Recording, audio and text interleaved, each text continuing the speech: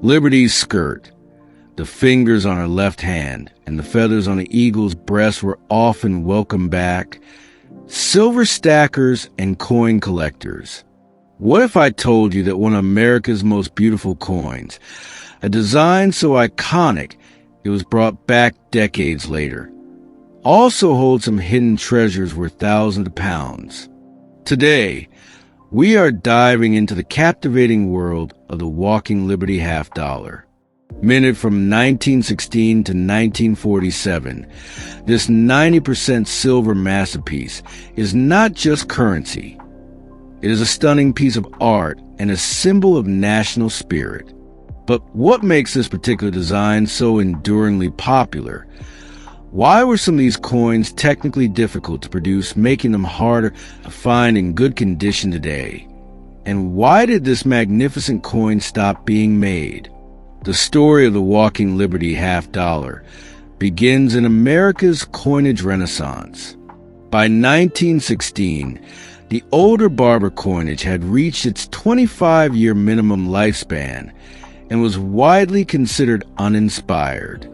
Mint director Robert W. Woolley admired the new artistic designs appearing on other coins, and he was determined to replace the Silver Barber series with something equally spectacular. He invited 3 of the nation's top sculptors to submit designs, and one of them was a German immigrant named Adolf A. Weinmann. Adolf A. Weinmann was a student of the legendary Augustus St. Gaudens and had already established himself as a premier sculptor. In an incredible display of talent, Weinmann's designs were chosen not just for the half dollar, but for the dime as well, which became the iconic Mercury dime. His vision was to move away from the static, formal portraits of the past and create designs that were full of life, motion, and patriotic symbolism. Weinmann succeeded beyond anyone's wildest dreams.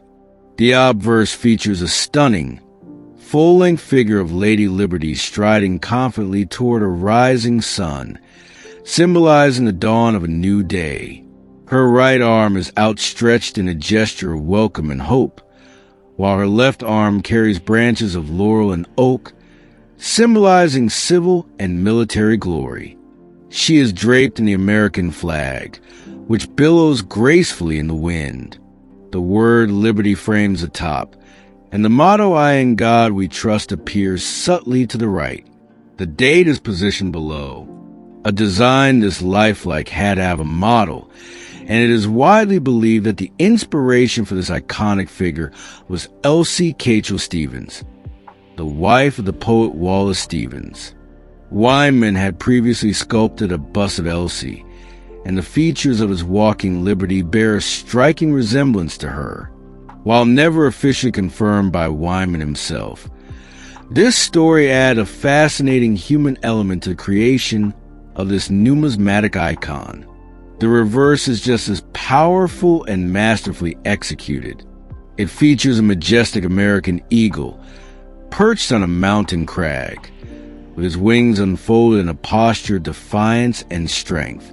Growing from the rock is a small mountain pine sapling, a symbol of America's rugged individualism and resilience.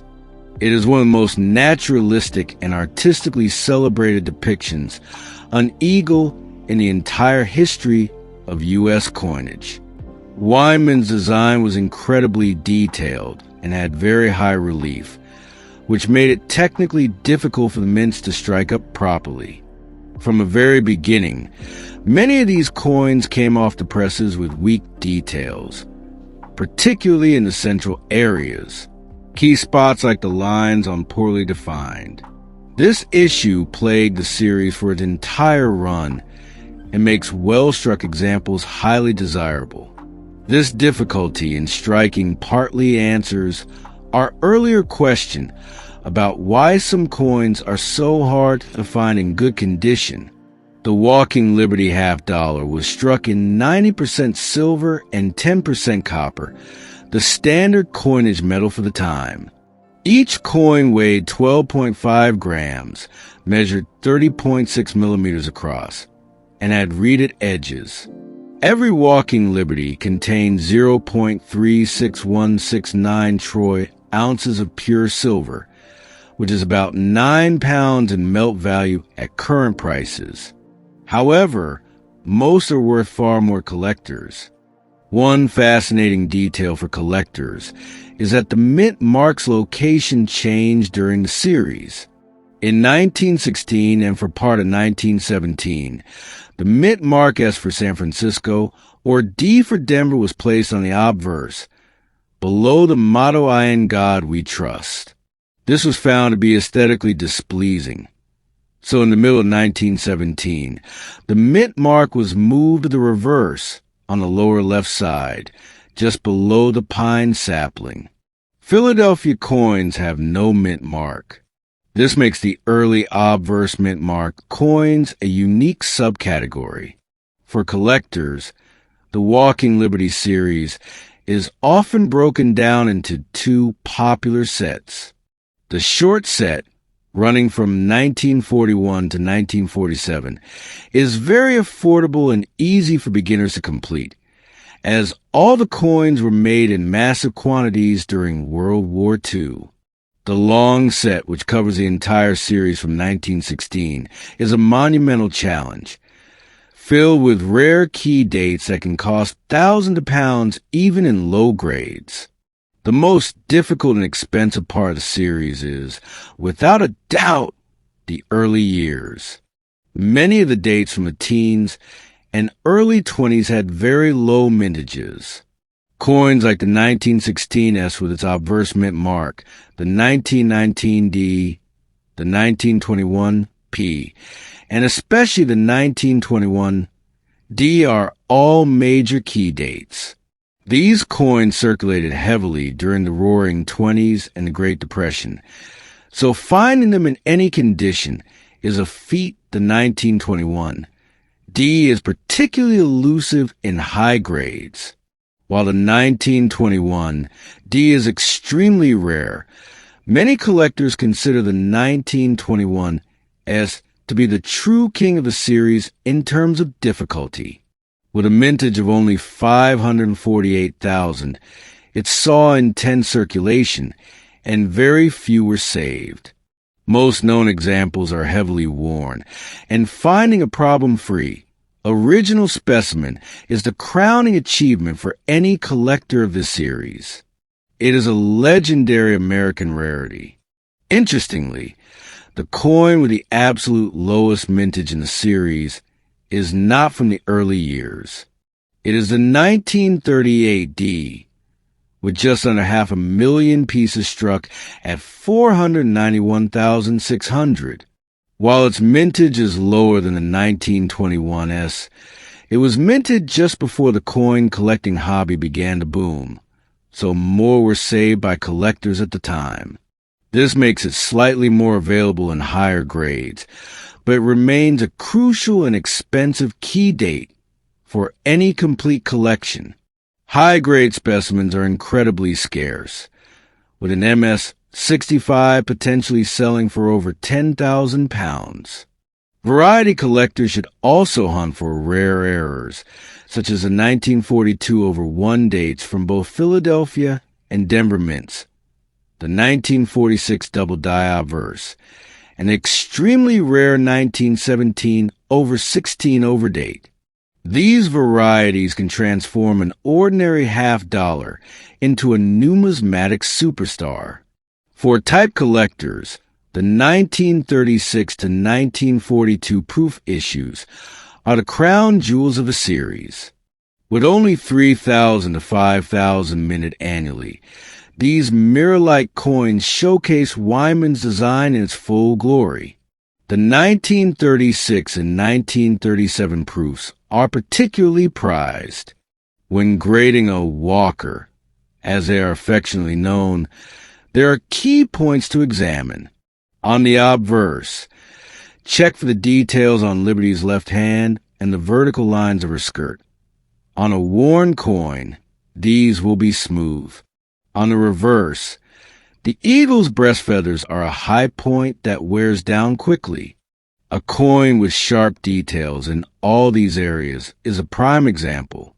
Weak strikes are common, especially on the sun's rays and Liberty's left hand. Always look for original surfaces. Clean coins lose most of their value. The series came to an end in 1947 after a 32-year run. The primary reason for replacement was a desire to honor the recently deceased President Franklin D. Roosevelt, who had passed away in 1945. At the time, there was a strong public and political push to place him on a circulating coin, and a half-dollar was chosen. In 1948, the Walking Liberty was retired, and the Franklin half-dollar took its place.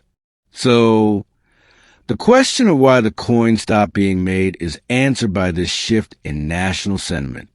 But Weinman's magnificent design was simply too beautiful to be forgotten. In 1986, when the United States Mint was looking for a design for its new 1-ounce silver bullion coin, the choice was obvious. They resurrected the Walking Liberty obverse for the American Silver Eagle. This decision cemented its legacy, introducing one of the greatest coin designs in history to a new generation, and ensuring that Liberty would walk on, immortalized in pure silver. So, the Walking Liberty half-dollar is not just a coin. It is art history and a tangible link to America's past through wars, depressions, and triumphs.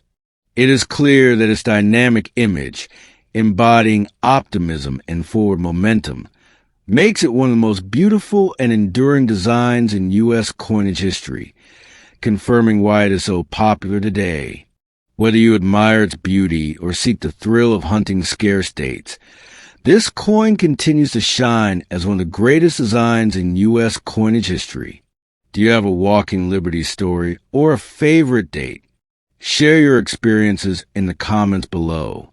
If you enjoyed this journey through America's most beautiful silver coin, please consider liking this video and subscribing for more explorations into numismatic history.